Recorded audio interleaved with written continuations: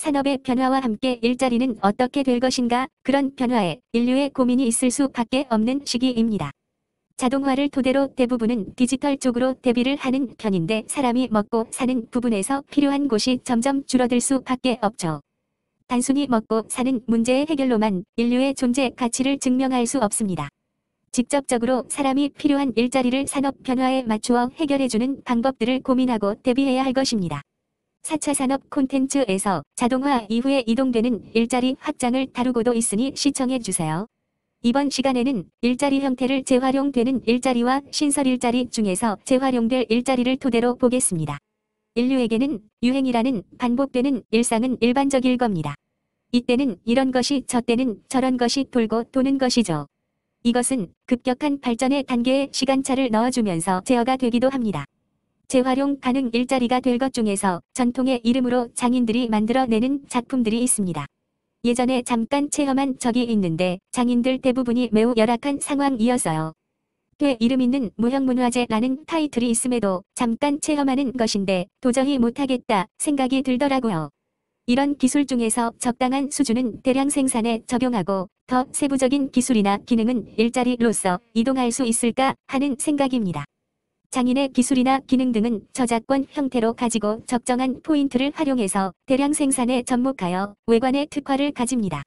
조금 더 세분화 작업이 필요한 프리미엄 상품 같은 경우는 장인이 직접 고용해서 필요한 작업을 마무리합니다.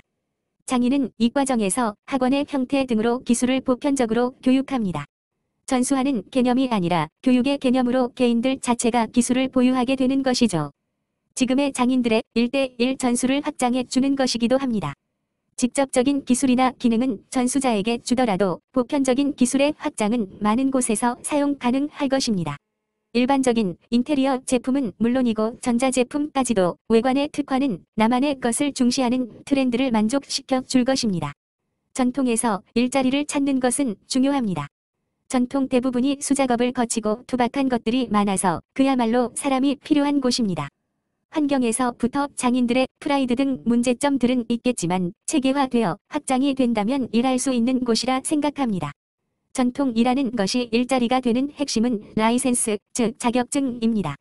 기존의 전통을 인정하는 타이틀은 가지고 있고 추가로 자격증화해서 단계를 넣어주고 보편적인 기술로 확장을 가져간다면 어마어마한 일자리라는 영역이 생기고 창의적인 개인의 직업을 만들어 낼 수 있습니다.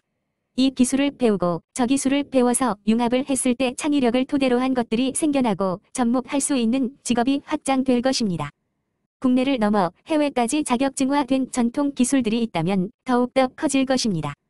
관련 공기관은 지키는 개념을 넘어 확장성을 토대로 하는 전통의 보전으로 전환해주고 대비해야 할 것입니다. 장인들 전원에게 의사를 타진하고 자격증의 형태로 단계적인 교육체계를 만들 수 있도록 지원하고 그런 것을 배울 수 있는 장소도 필요하고 기업들의 홍보도 해야 할 것입니다. 우리의 공기관들은 미래 대비에 너무 소극적입니다. 공세적인 대비가 필요할 것입니다. 직업이 생기는 건 모두가 유연하게 고민하고 만들어야 하는 것이지 기업이 모든 걸 하라고 강요만 해선 안 됩니다. 기존의 직업군을 벗어나는 개인이 직접 만들어가는 직업의 형태도 대비해야 할 것입니다. 이번 시간에는 전통기술의 자격증화로 직업을 만들어 보는 건 어떨까 생각해 봤습니다. 직업군에 속하지 않는 개인이 만들어가는 직업입니다. 다음 시간에도 이것저것 볼게요.